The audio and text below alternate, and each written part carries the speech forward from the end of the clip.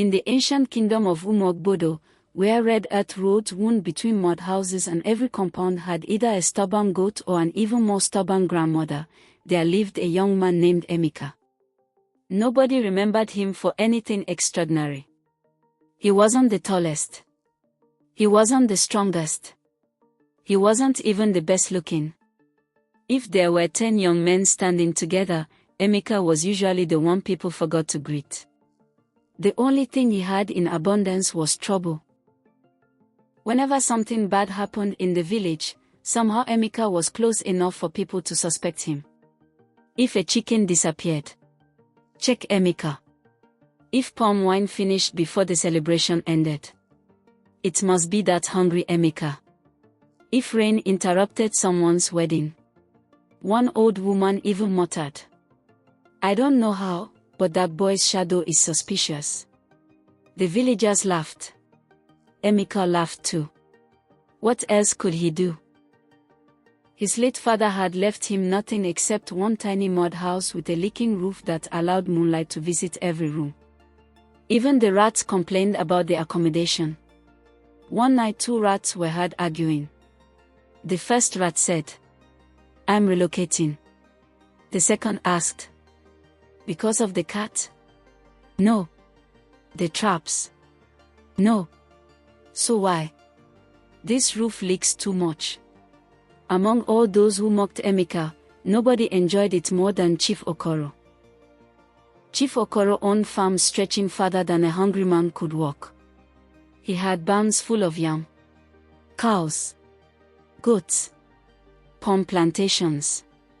He walked as though the earth itself had asked permission before carrying him.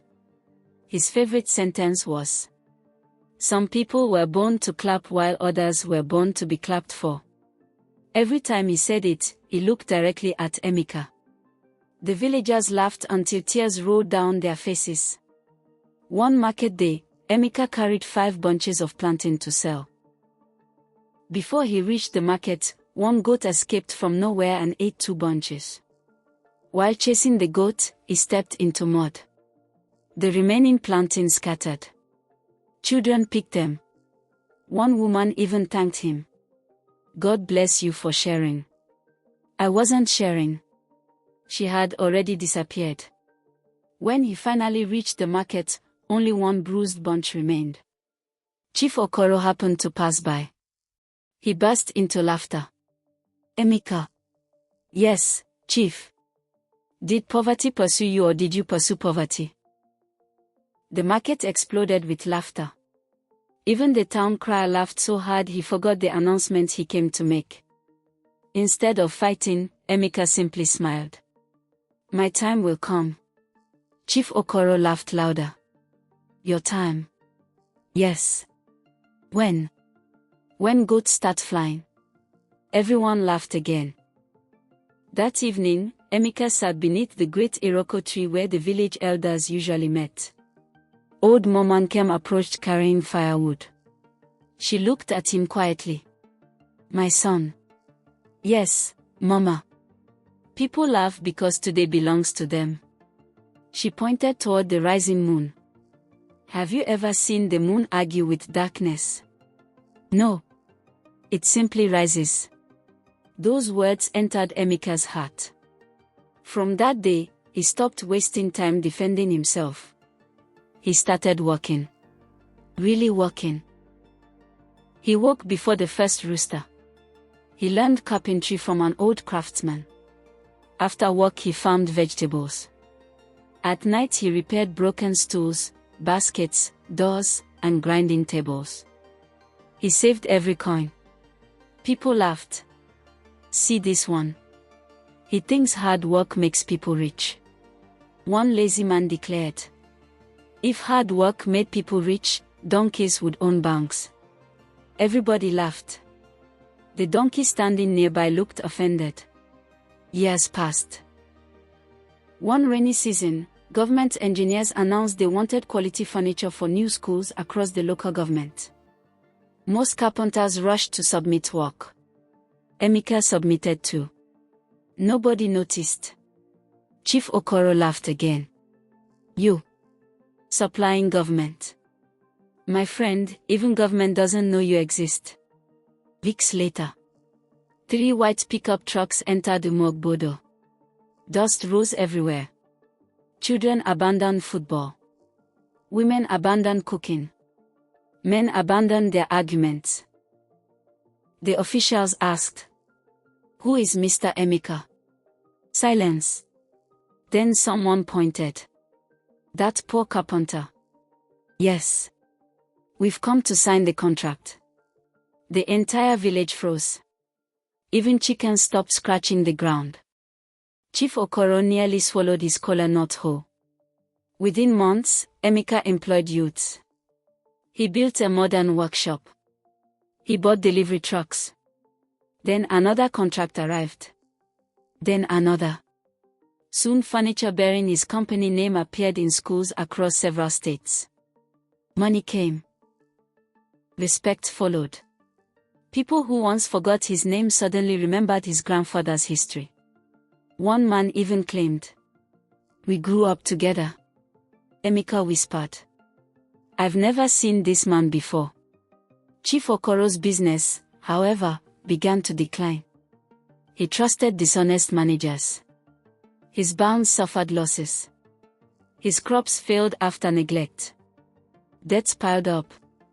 The same people who once praised him now crossed the road to avoid greeting him. One afternoon he visited Emeka quietly. His shoulders had lost their pride. "My son." It was the first time he had ever called Emeka my son. "I need help." Without saying a word, Emeka invited him inside. He served him food. Fresh fish. Pounded yam. Cold drink. Chief Okoro ate slowly, unable to raise his eyes. Finally he whispered, "After everything I did to you." Emeka smiled. "If I had spent my life fighting you, I wouldn't have built this." Chief Okoro wiped away tears. Months later, Emeka announced something surprising. He was building a vocational training center for village youths. Free training. Free tools for the best students. Everyone gathered for the grand opening, including Chief Okoro. The master of ceremonies asked Emeka to say a few words. He stood quietly, looked around. Many faces in the crowd had once laughed at him. Some had mocked him. Some had wished for his failure. He smiled. "My people. When I was poor, many of you laughed." The crowd became uncomfortable. "But today," he laughed, "I'm actually glad you are all here." People exchanged nervous glances. He continued, "If you had disappeared, who would witness what God has done?" The crowd laughed.